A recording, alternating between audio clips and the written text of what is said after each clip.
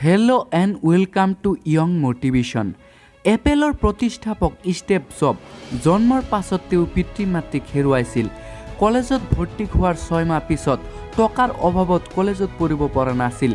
বন্ধু বান্ধৱ সম্পৰ্কীয় লোক যেতিয়া তেওঁৰ কেৰিয়াৰৰ আশা এৰি দিয়ে, কিন্তু ষ্টিভ জব নিজৰ আত্মবিশ্বাসক লৈ চেষ্টা কৰে। বহুবাৰ ব্যৰ্থ হৈছিল, বাৰে বাৰে ক্ষতিৰ সন্মুখীন হৈছিল।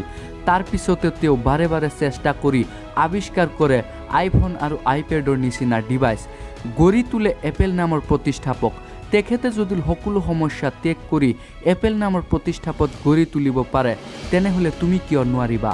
আমেৰিকাৰ 16তম প্ৰেছিডেণ্ট আব্ৰাহিম লিংকন, তেখেতে জীৱনৰ আৰম্ভণিতেই বৰ বেছি দুখীয়া আছিল। তেখেতে জংঘলত কাঠ কাটি বজাৰত বিক্ৰী কৰি সংসাৰ চলাইছিল।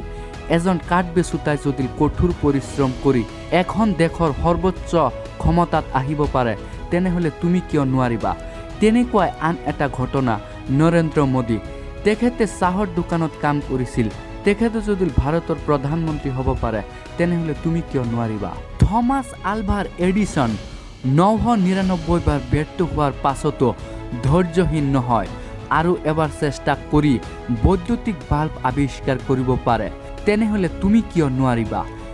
বিখ্যাত বাস্কেটবল প্লেয়াৰ মাইকেল জৰ্ডান, তেখেতে কেৰিয়াৰৰ আৰম্ভণিতেই 9000 শ্বট মিছ কৰিছিল, যাৰ ফলত ভাৰ্চিড বাস্কেটবল টীমৰ পৰা উলিয়াই দিয়ে।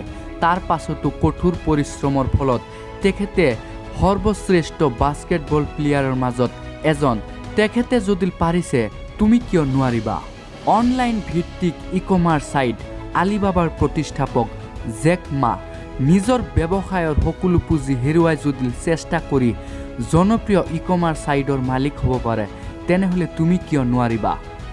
এখেতসকলক চাই আমি মটিভেট হওঁ, কিন্তু আমি চেষ্টা নকৰোঁ। আমি চেষ্টা কৰিবই লাগিব।